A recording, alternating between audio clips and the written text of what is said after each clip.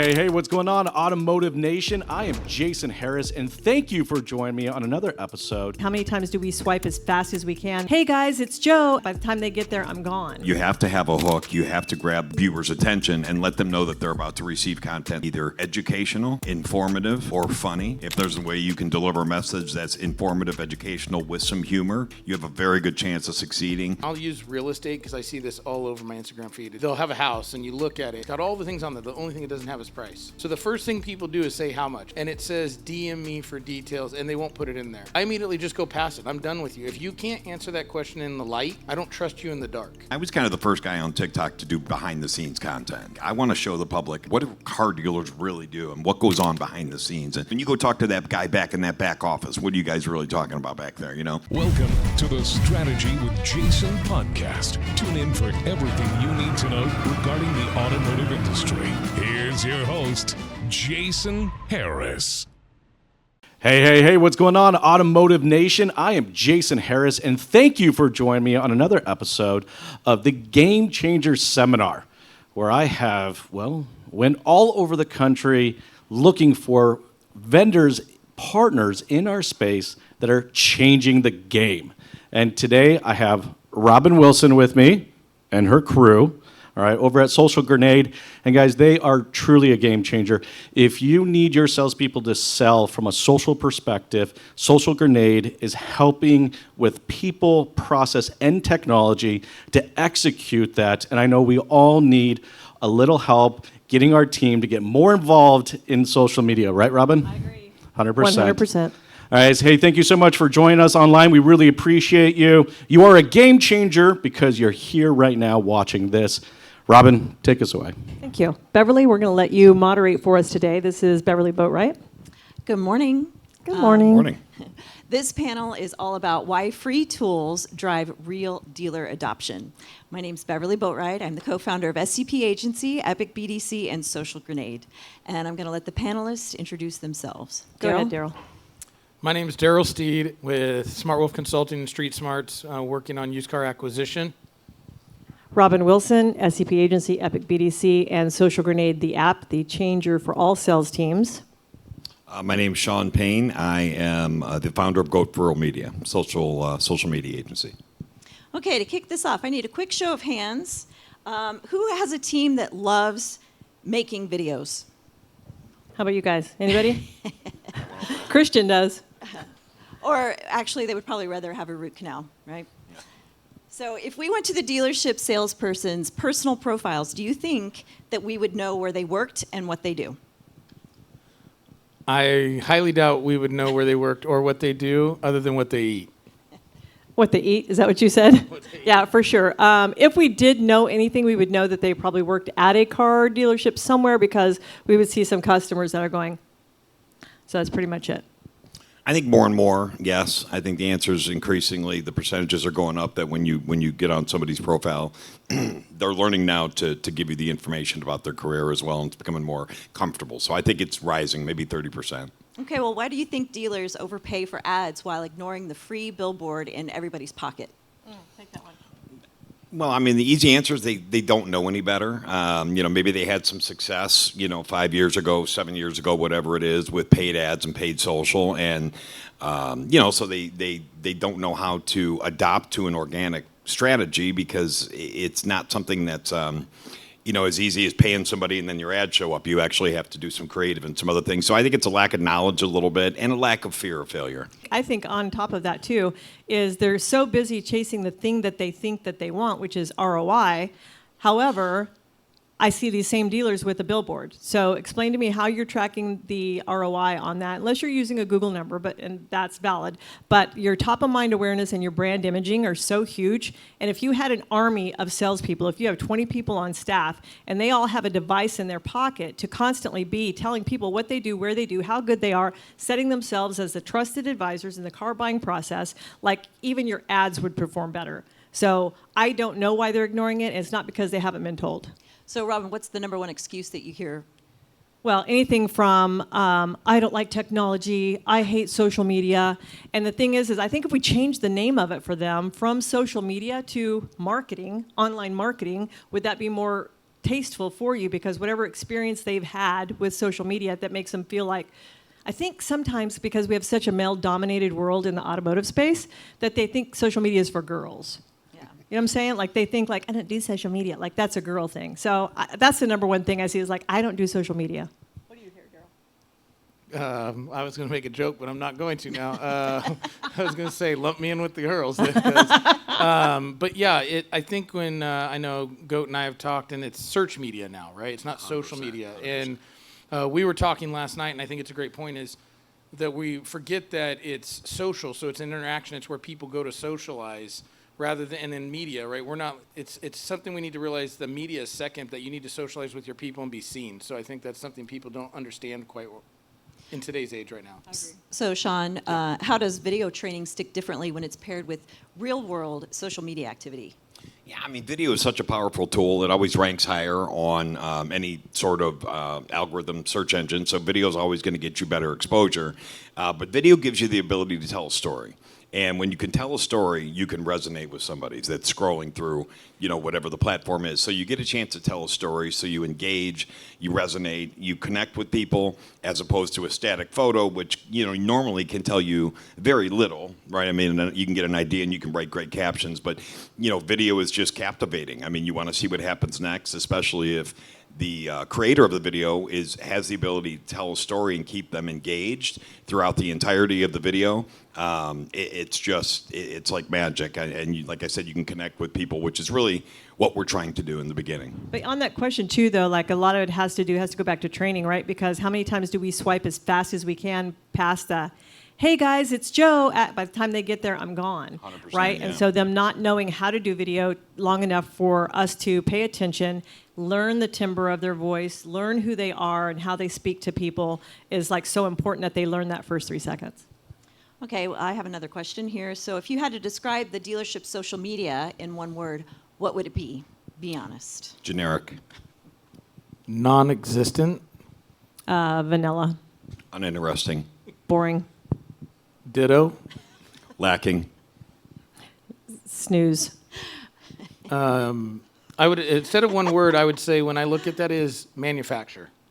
Yeah, and I think on the corporate side of it, not on the dealership's social media, sterile, right? It's really corporate sterile, and they're serving the OEM, and they're not serving their community. They're just checking a box. And a new word that I just came up with, so I'm going to share it with you, is I think it's scroll-worthy, meaning you deserve to be scrolled. With the content, and I say that, I know it sounds funny, but if you're going to post something that isn't engaging and that isn't connecting and resonating or isn't genuine, then you are scroll-worthy. You deserve to be scrolled, in my opinion. Well, and on top of that too, so think about the fact that they treat their social media platforms like their website. And if you could get these car guys, these car dogs that have like learned how to survive all of the decades of being in the car business to understand you have a website for a purpose and your social is for a different purpose. It is not your VDP. It's not a place to put all your VDPs there. Like that's not what belongs there. What belongs there is your community, what your brand is, and who you're speaking to, what story you're telling about your dealership and who your people are. Okay, do we have a show of hands here? Who has actually sold a car because of TikTok or Reel? Anybody? Anybody? I knew he was going to do it. I knew he was going to do it. Probably. He has. Well, tell us about it. Yeah, I'll tell you the story about the first time that it really dawned on me how powerful the tool was. And for me, it's TikTok. That's my largest platform. It's the one I love. It's the most fun. It really hit me. I had my Mitsubishi dealership. I was just an equity partner in Cleveland. And a guy sent me a DM. And I remember like it was yesterday. His name was Juan. And he was from California. And so we're talking about buying a brand new, I had a Mitsubishi store.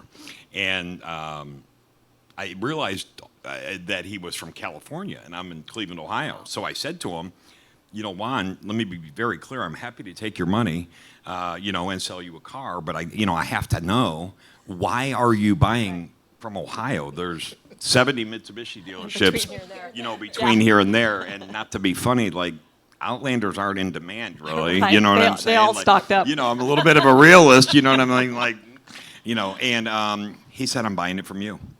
He said, I'm willing to pay $2,200 extra for shipping to buy it from you because Wow. I know you, because I've been following you for over a year, and I want to do business with you. And I think that was the time where I was like, this is absolutely where all my effort's going to go. And that's what's so huge, right? Is because, and I can say this is because of being a woman, but even men, like a lot of times, if you don't know who your salesperson is, it's time for you to get a new car, and you don't have a relationship with whatever brand that you're wanting to go into, and you don't know anybody. You're walking into this like shooting range, like you don't know if the person who ups you has been there 5 minutes. He's the green pea, doesn't know anything about anything, or whether like he's just. I mean, you just don't know anything about him. You're walking in blind, and so if these salespeople and even dealerships could build relationships online so people feel like they know you before they get there, just like he did, they would be coming in, and whenever they showed they'd be going, I'm here, someone's upping them at the dealership, and they'd go, nope, I'm here to see Daryl. Where's Daryl? I'm only going to see Daryl. I'm not talking to anybody but Daryl. And that power is so huge. Agree. Yeah. Okay, this is a question for the dealers. Hold up your fingers, 1 to 5. If you're the missing middle one, one. just go to 4. Yeah, it's all good. If all your third-party leads were canceled tomorrow, how ready is your team to convert leads from social? That's. I mean, think about that. If they all went away, how would your team? Are they ready to take on social media and convert that into a machine? A lot of blank faces. Everybody's afraid to raise their hand. I see no fingers. No fingers. Sometimes that's good. Well, I think that's because we know the answer. I mean, that would be a scary proposition as a dealer, coming from the dealer side to all of a sudden have the habitual advertising that we do because we don't know any different on these third-party sites. We just stay with it, right? And they have us all hooked and addicted and thinking we can't live without them. The idea of that not being there anymore, I think, scares the daylights out of a lot of dealers. They wouldn't know what to do. But you want to know what? They had an experience of it, sort of, during COVID when TV and radio wasn't working, right? Nobody was driving in their cars, so radio was irrelevant. And the only thing that was on TV was all of the bodies being stacked up in refrigerated coolers in New York City. So, like, the TV ads that were tone deaf if you were placing those. And so every dealer was, like, having to turn to social or digital to be able to even get their word out there. And so they learned it, and then they unlearned it whenever the MSRP thing took over and they were all buying Bentleys or something. Okay, so what does adoption look like when the 25-year-old on your team and the 55-year-old on your team post daily? How does that look? Those should be night and day. You're looking to attract your tribe. That's Robin's word. I stole it 6 months ago. It's mine now. But you're looking to attract your tribe. And what I mean by that is if I post at 50 years old, I'm going to resonate with a different audience than my... 50? I'm sorry, I was talking. Jason, did you hear something? I'm sorry. Static in the background. So at my age, I mean, I'm going to resonate differently. We have different life experiences than we did at 25, so I can, connect with you a little bit differently. Whereas if somebody who has the emotional and mental maturity like Daryl of a 22-year-old, then he's going to resonate differently because he's going to talk to people even down to the lingo and the language and the words that they use today, which I know the 4 people on this panel struggle to keep up with. Those should be No night cap. and day. Your content should be you and genuine. I should not be trying to act like a 25-year-old. You should not be trying to act like a 50-year-old. Whatever. So also, I think sometimes we'll see them gravitate towards different platforms, don't you think? 100%. Like we'll see, like whereas the older generation, the Gen X's and even Boomers, whatever, will gravitate more towards Facebook. They're probably going to gravitate more towards Instagram and TikTok, Sure. and they're going to be on those platforms. And their tribes are on those platforms. So the people who would buy from them are also on those platforms that they hang out on. So I think that's probably the difference too. Okay, so if you had to choose, would you invest in another lead provider or teaching your team to build leads organically? What do we all vote? Yeah. We all vote. We all vote. Yeah, I would say social, for 2 reasons, though, and I want people to understand that is the lead providers, I see it all the time on acquisition, they see it all the time on the BDC, is I've never heard a dealer saying, man, the lead provider we have, every lead we get, it's so great. I mean, these are just the perfect leads. Like, every one of them, our closing ratios are through the roof. I don't hear it. It's feast or famine. Our close ratios are terrible, typically because of process and lead handling. And on the acquisition side, it's because the same thing. But on social, you're creating a connection. So when you get referrals or you get things, which Goat can speak to this, is their referral. They come into you, and who contacts you personally and then says, never mind, I don't want to do it. Because there's already a connection there. So it's already a better conversation and a lower funnel opportunity. Well, and I think most dealers don't even know what the ROI is of their current lead providers. Very few of them. There are some dealers that, like, say probably 25% of them that track that and keep on top of that. Like, they have a good marketing department that keeps on top of that. Probably big dealer groups are more in tune with that. But your guy that owns onesie twosies dealerships, like, he doesn't even know what his ROI is on his third-party leads right now. Yeah, and the nice thing about it too is I don't know why a guy would do another third-party service or sit there and take the price, raise that they seem to do every 6 months because, it's a price-based funnel lead, meaning, the only way that you get any VDP, SRP activity on those sites, you might get an email or a text or whatever, is if you have the lowest price. You come up at the top of the page. There's 25 cars on the page. If you're 1 or 2 or 3, maybe, you might get a VDP. You might be lucky enough. So I'm not sure why I would pay a site to lower the prices on my car so much that that's the only way I get any activity, or like Daryl said, that I can just post and make a connection with the person. It's not price-based at all, and we all know a referral is the best lead we can get. I'm glad you brought that up. I was going to hit you and make you do it anyway. And that is what a referral is. This is where we get our referrals for everything today. This is where we get our referrals, and that's where I want to be. Yeah, well, on top of that, so you think about that, you've already made a relationship, and a referral, and Goat told me this, and I steal it every day now for 6 months, so there's that. So the referral is the highest grossing transaction that you're going to make because that trust factor has already been allocated to you from whoever referred you, right? And so social is kind of the same thing. So whenever they refer you and they come in here, they've started building a relationship with you. They're not price shopping. They're already building that relationship. And so you can get those higher grosses out of them. So why would, like Sean says, jump to the bottom of the pricing barrel when you can jump to the top just by training your sales team on handling leads in social media? So that's a perfect segue, Robin. So Sean stole your word, tribe. Yeah. So how do you use organic posts to attract a tribe? Oh my gosh, Explain this is that, my please. favorite subject of all. So where Sean works in TikTok all the time, Facebook is my main playground. And I play on the others too, but I know how to manipulate the algorithm within Facebook. So that's where I stay most of the time. And if I need TikTok help, I go to Sean and go, how do I do this thing? And he's like, you got too many seconds between your next word. He edits it down and chops it all up. And I'm like, I'll just send him my videos and he'll go, okay, now post that one. That's exactly how he says it, right, too. exactly. He's like, hang on, just a minute. It's horrible. I say it to you too. Yeah. Hey, stop doing that. You're putting too much crap in there. Make it shorter. It's horrible. So, but on Facebook, to create a tribe is so much fun, right? So I use this analogy a lot.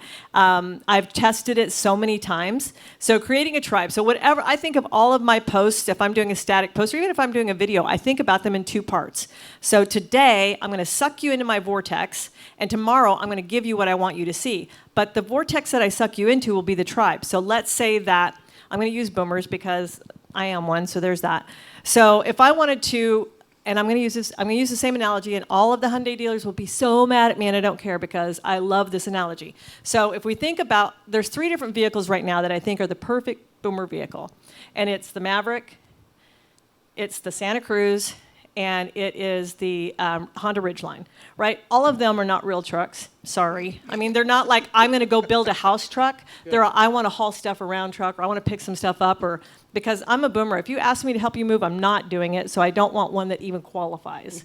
I don't want a truck that qualifies for me to haul your crap from point A to point B.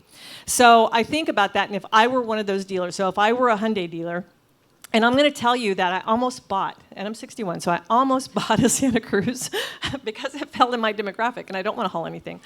However, if I wanted to create a tribe today, I would drop some interesting, fun, quirky post today on Facebook that may be something crazy that boomers used to do back in the day. Now, whether that was, I don't know, something stupid like playing marbles, if that was Peanuts and Coke. do we Say remember? peanuts and Do we Coke, remember yeah. Jacks or putting your peanuts in your Coke bottle, right? All of those things are things Boomer did that nobody does anymore. But those people are still out there, and so if I made a post like that, even if the one with the ball and the Jacks, right, and said this is a real Boomer game that we played when I was younger, drop me some things that you did as a Boomer or you've seen your Boomer parents do in the comments down below.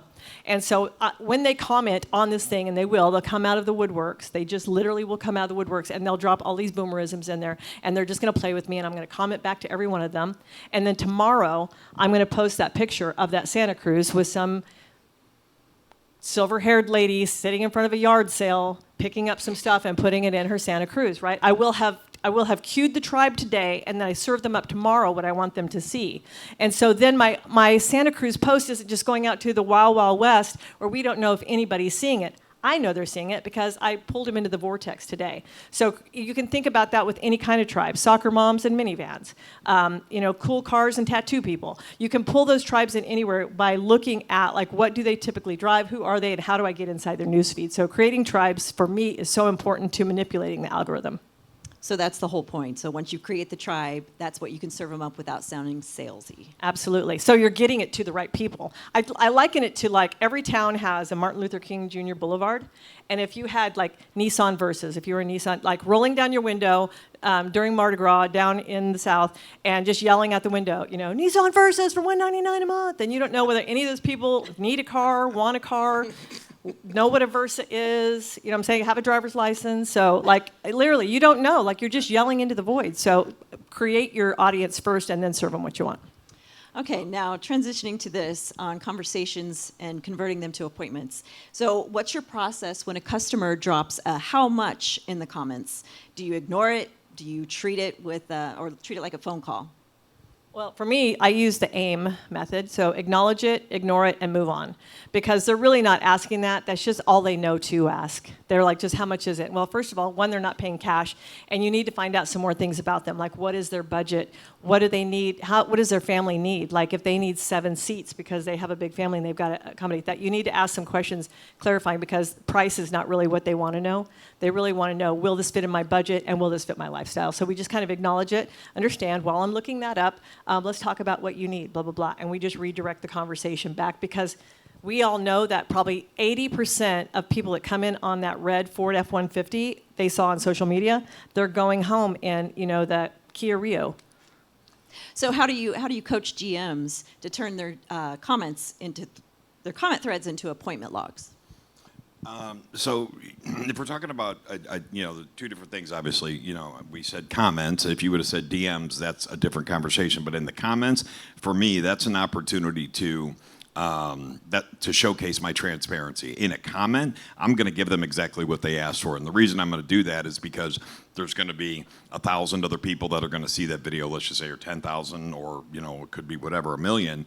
And I want everybody that views the answer to the comment to see my transparency. So in the comment section, I'm going to give them exactly what they asked for because I want the next person to feel like they can ask their question and get their answer. Now, to DM, I 1,000% agree with Robin. That's more of a sales situation. That's where what we were trained to do in sales is going to come out a little bit more. You know what I'm saying? Yeah, it's when more necessary. of a BDC tactic. Exactly. Yeah. But in the comments, it's all about transparency and it's got to be genuine. So I'm a big fan of whatever it is you're asking me for. If I know the answer, I'm going to give it to you so everybody that views that also sees my transparency, and that builds trust. But that's also the type of dealer that you are, too. There are some dealers out there today that still do not have their prices even on the website. So you may not even have access to that. So you have to kind of work within the guidelines of what your dealership wants you to do as well. So just quickly, because Sean said something I think is very pertinent earlier to this, is when someone puts in a comment, and I'll use real estate because I see this all over my Instagram feed. It's ridiculous. And they'll have a house, and you look at it, and you hit the more, and it's got all the things on there. The only thing it doesn't have is price. So the first thing people do is say how much. I see it in every comment, and it says DM me for details, and they won't put it in there. And so, like when he said earlier, you become scroll worthy. I immediately just go past it. I'm done with you. If you can't answer that question in the light, I don't trust you in the dark.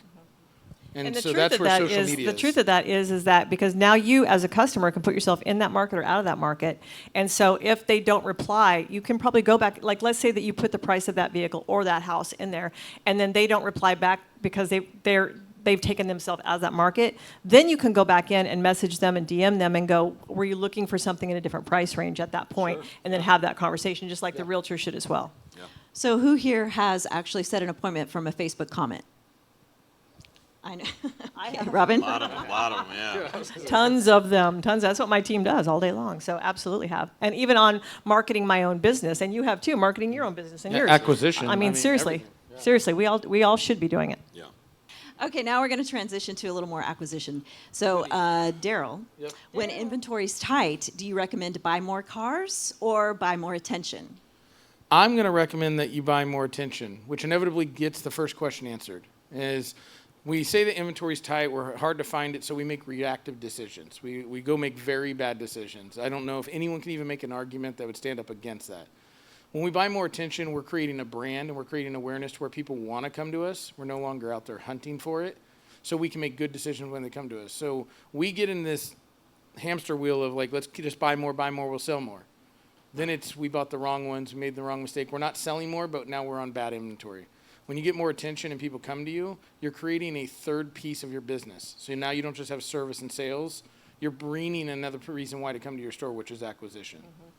Well, but also like creating that hubbub, that awareness. I mean, I'll ask people because I can't tell online if they buy cars, and so when I go to dealers to either be doing training or onboarding them, whatever, I'm like, do you guys buy cars here too? And like some of the salespeople would be yes, and some of them would be like, I don't know. And so I think that awareness of them in acquisition is like so important. I do too, and just real quick, I mean, I know Daryl said the word buy more attention.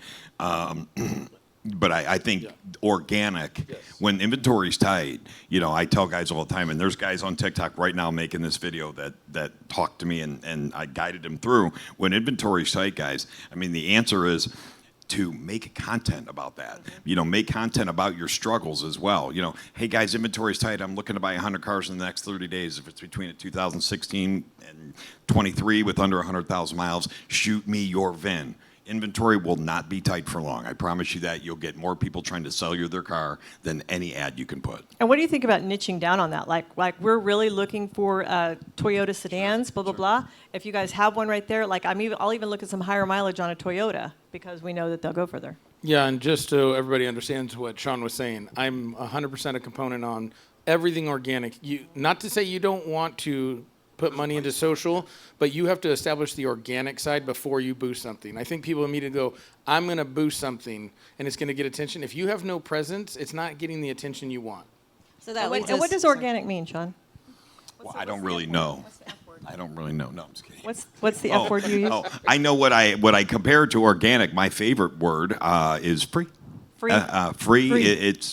It's free. That's why when guys ask me, because we're trained as car dealers, because we learned at Northwood or wherever we learned how to be a car dealer. Well, what's the ROI? What's the ROI? What are you talking about? There's no spend. It's free. So that's a trip up that as dealers we're programmed to ask. But if I turned that around and said, well, what's ROI on CarGurusCars.com and AutoTrader for you?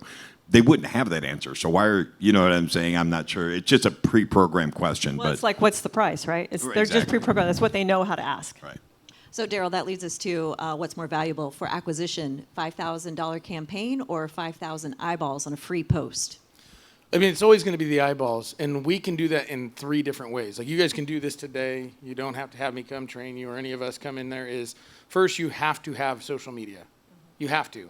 They spend 5 hours a day in America on social media apps. That's not counting phone calls and everything. It's just apps. And then we have Google listings. You have to have one so that you're indexing.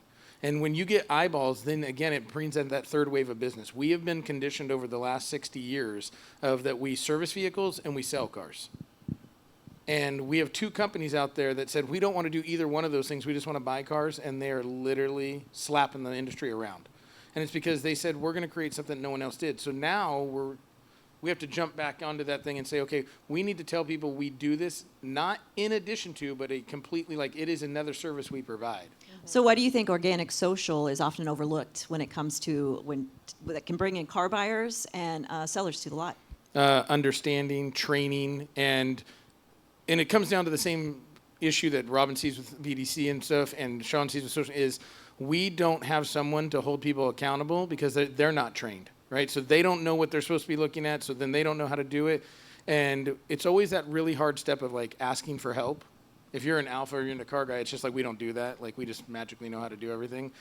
When you ask for help because people took the time to know it, is once you learn it, then you have to hold people accountable because it has to become the culture of it. Like this is what we do. Once they see it work, I've not seen a store go away from it that has embraced it. So what training method works best for teaching acquisition? Is it mindset through social, role play, video, or straight up trial by fire? Well, I know every dealer wants to say just throw them into it and go trial by fire because that's how we were all trained. Like, let's see if they can swim, okay? I will tell you it's always going to be role-playing, doing it with them. So, like, I have Facebook and LinkedIn and Instagram. I don't have any issues there. But TikTok was it's a different one, okay? Well, you're getting there. So I got with Sean, and Sean, I mean, we spent probably an hour, and I need to spend more time, but just an hour, I immediately have grown almost 200 followers in a week. And the reason why was just, what are you doing? Because each social media, I mean, you have to walk through and figure out what you're doing. You can't just say, make this video and throw it on everything, because there's different audiences, different speaking, different things. But when you start talking about that is who's training them and then who's making sure they do it and then coaching them on it. Because you can go and show someone one time and role play with them and hope they get it, but what's the reinforcement behind it? So you always need the anchor behind it of how that's actually working in a daily.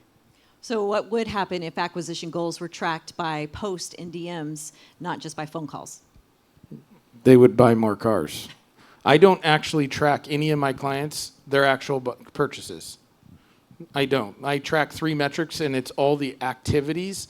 I could care less about the purchase, because if you're doing the activities and not buying cars, there's a deeper problem we need to suss out. But I have not had one client that does the actions and tracks them that does not get results. Okay, now Sean, I have a question for you.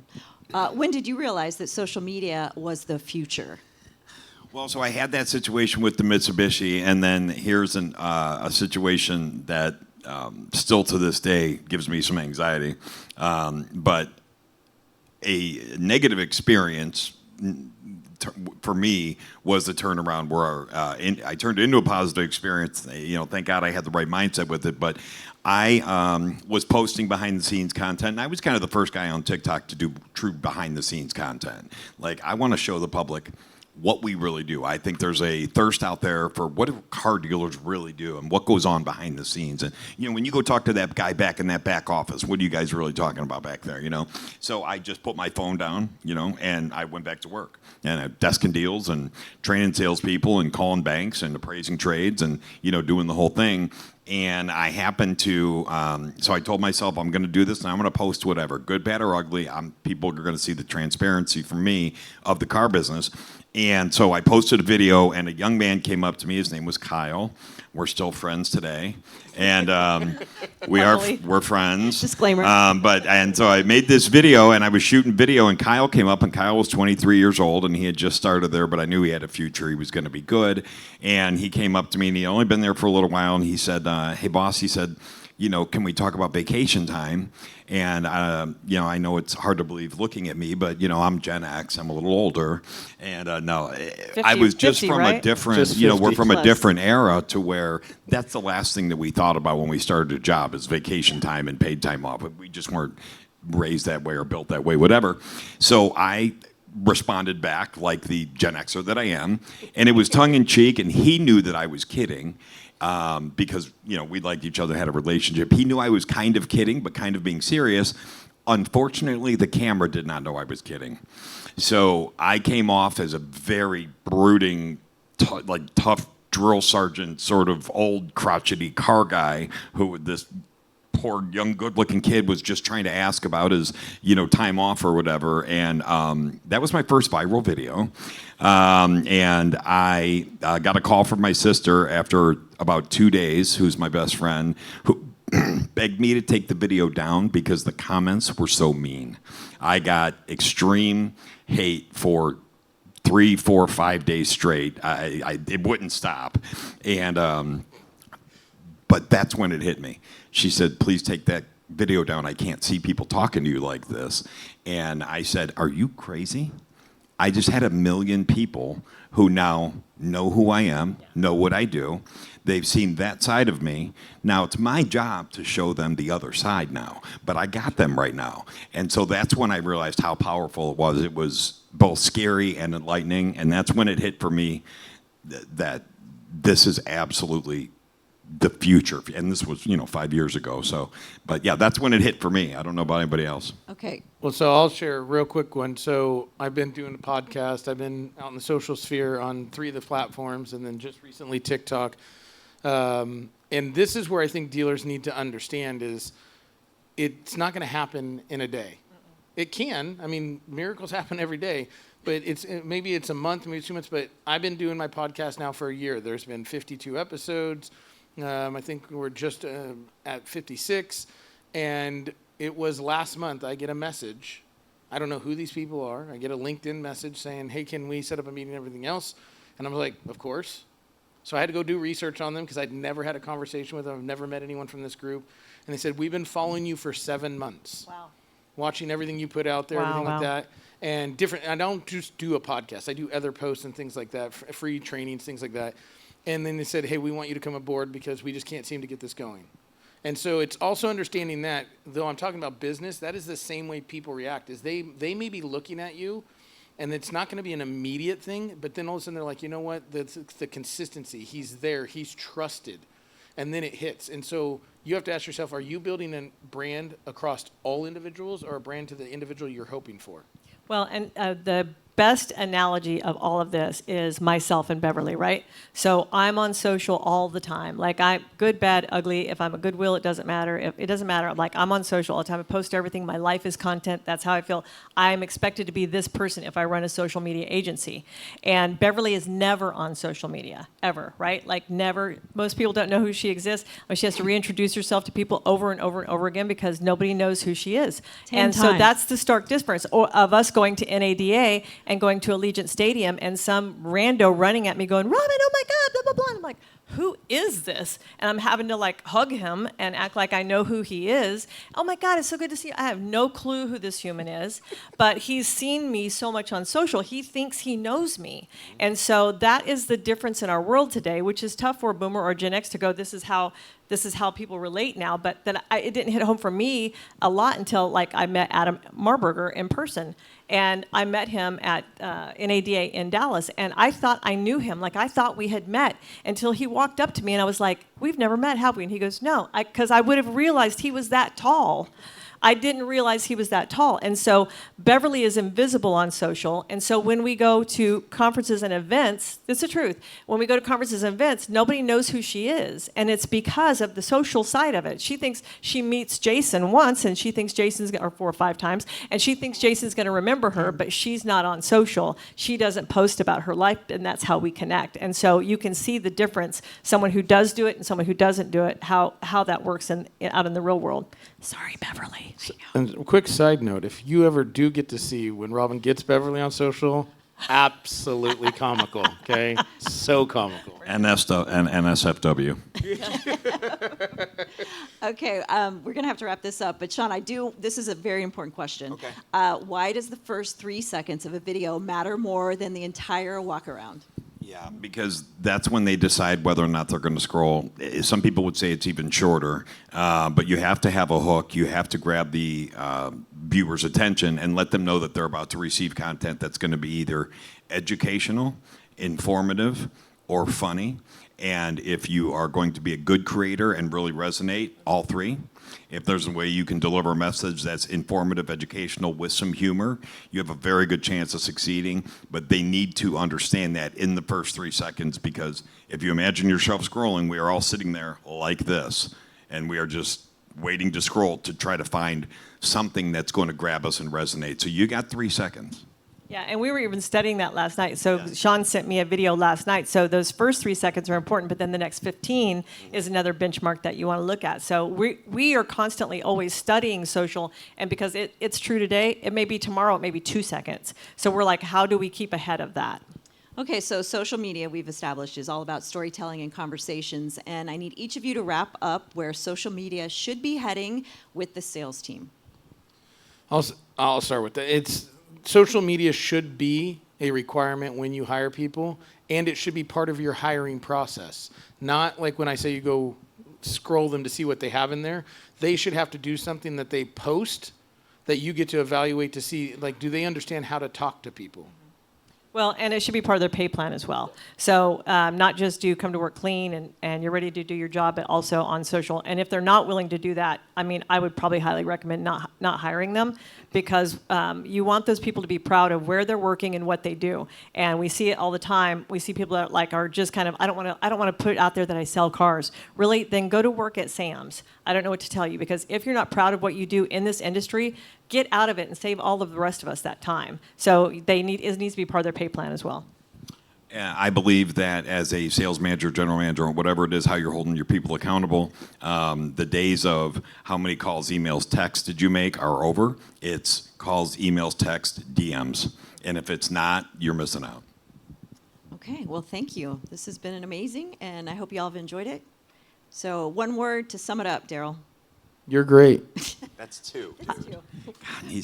She's worth 2 He words. doesn't You're follow funny. directions. You're funny.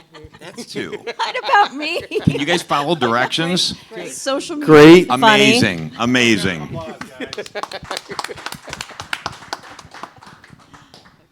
Hey, for everybody out there joining us live, we appreciate you. You are a game changer because you got to watch this. Now, you guys get to participate in the Q&A. Robin's going to be joining me here in just a moment. We're going to jump online real quick, and we're going to answer some questions for you guys. Thank you. Thanks, guys. This is great. Absolutely. Thanks for tuning in to the Strategy with Jason podcast with your host, Jason Harris. Remember to like, comment, and subscribe. Happy podcasting.